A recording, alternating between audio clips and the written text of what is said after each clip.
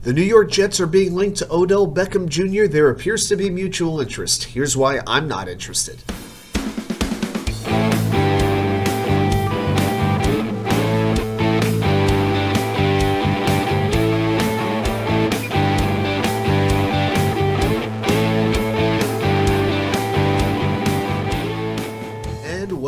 Well, welcome back to New York Sports WickerMedia. I'm WA2K99. Thank you, as always, for taking the time to watch these videos. If you enjoy what you're watching, please like and subscribe. Welcome aboard. If you're returning, welcome back. So, let's talk about this Odell Beckham Jr. to the Jets possibility timeline. So 2 weeks ago, the Jets were one of 12 teams that watched Beckham work out. And then Aaron Rodgers sends out his alleged wish list, demand list, whatever you want to call it, with a couple of players that he would like to play with if he were to come to the New York Jets. And all of them had been previous teammates of his. You know, Alan Lazard, Randall Cobb, and so on, Mercedes Lewis. But the one player he mentioned that he has never played with is wide receiver Odell Beckham Jr. Now, Connor Hughes of SNY has tweeted that the interest of the Jets in Beckham is, quote, very real, end quote. Now, here's the thing. There's a number of reasons why I do not want to see this happen at all. Part of me is getting more and more resigned that it is going to happen. The first issue I have is the price. So Beckham, from most reports, wants $15 to $20 million a year, which is just embarrassing. He's bristled at playing for only $4 to $5 million. He said he never said he demanded $15 to $20 million per year, but that was a report. But he isn't exactly denying it either. Okay, I think Beckham is going to be hard pressed in his own mind to take a deal for much less than $9 or $10 million a year. Now, here's the thing with the Jets. They've only got, as of right now, about $7 million or so to work with in free agency, and they still have a number of holes that have to be addressed. You still have to make the Aaron Rodgers trade official, and that's a $15 million cap hit. You still need a center. You still need a starting defensive tackle, a linebacker, a free safety. So there are still some missing pieces. Now, I do think many of them will get solved with the draft, but there are definitely holes that still need to be addressed, and to me, depth of wide receiver is not one of them at this point. Now, another thing with Beckham, last time he played was 2 seasons ago. He played 8 games with the Rams. They went on to win the Super Bowl. And so some people are saying, well, he showed he can win. He contributed to a Super Bowl winning team. To me, he didn't have enough time to wear out his welcome in half a season with LA. He entered a ready-made situation, a team that was already winning, that was about the best team in the NFC at the time, and he was playing with Matt Stafford, a very good quarterback, a great defense. Sean McVay has proven himself to be a very, very good NFL coach, to put it mildly, and he just was a good fit for that team at that time.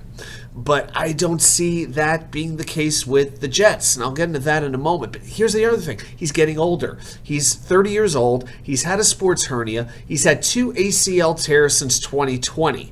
Okay, the production is slipping. The last time Odell Beckham had over 600 yards receiving was 2019. Okay, he was catching 70% of his targets in his rookie year. From 2019 to 2021, he's caught only 53% of his targets. That's just not enough for me. But it's really about the personality. That is my biggest problem. To me, Odell Beckham, now, he's never committed quote-unquote criminal acts. He's never been arrested. I don't want to make him out to be that because that would be inappropriate. But he has had so many selfish acts. To me, Odell Beckham is all about Odell Beckham. Always has been, and at this point, he always will be. He's never taken accountability for any incident that he's had, whether it was the on-field fight with Josh Norman back when he was with the Giants, you know, the marriage proposal to the kicking net, then actually kicking the kicking net, the airplane incident he had this past November when he was escorted off a flight against his will. Yeah, he has the star quality, so maybe Woody Johnson finds that appealing. I personally don't care. You know, I go back to what Joe Douglas said when he was hired as the Jets general manager. He wanted to create the best culture in sports. If Joe Douglas brings Odell Beckham Jr. to the New York Jets, that proves to me that the quote that he had completely out the window. It tells me that culture has lost out to desperation. This would be, if I'm going to use a basketball analogy, like the Brooklyn Nets. This is like when their general manager, Sean Marks, was putting together a pretty good team together. It was a core of guys like Jared Allen and Karis LeVert, D'Angelo Russell, Spencer Dinwiddie. Well, all of a sudden, he had a chance in free agency to get some superstars. He had a chance to get Kevin Durant, Kyrie Irving, and then he had a chance to get James Harden. He did that. He blew the whole thing up, and what happened? That team won one playoff series in 3 years and is widely regarded as maybe the most disappointing series of teams in the history of New York sports, and I'll tell you what, that is saying a lot. Okay, and just think, to me, that is the type of attitude that Beckham brings in. Even Tom Coughlin. Tom Coughlin is one of the most, I think, underappreciated head coaches of the last couple of decades, really. He's won 2 Super Bowls, no nonsense, never let his players get away with murder, never, ever looked at as a player's coach. He couldn't even rein him in. How's Robert Saleh going to do it?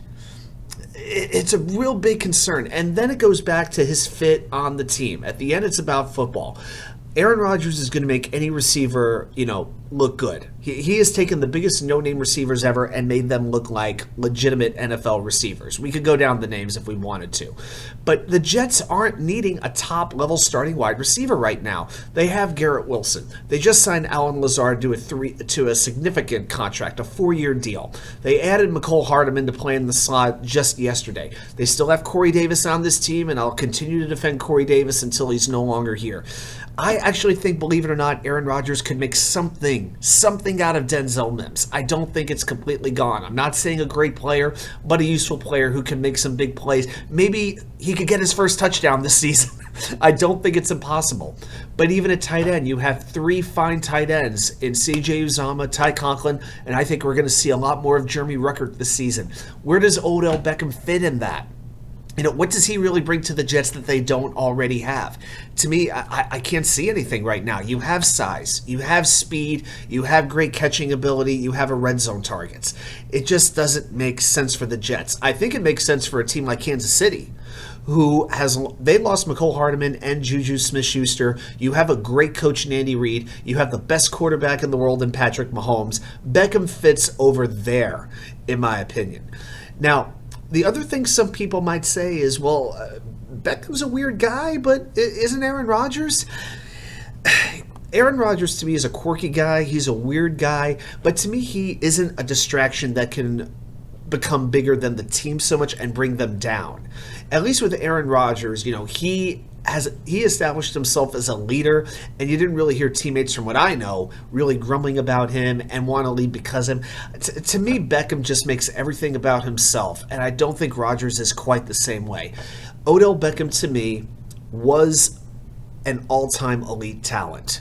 That talent is diminishing due to age and injuries. And at this point, I think he would be a distraction more than anything, and that is a distraction that the New York Jets do not need. Well, those are my opinions. I'd love to see yours. Hey, if you're into this Odell Beckham signing, put it in the comments and tell me why. I'm open to, you can tell me that I'm wrong. It's okay.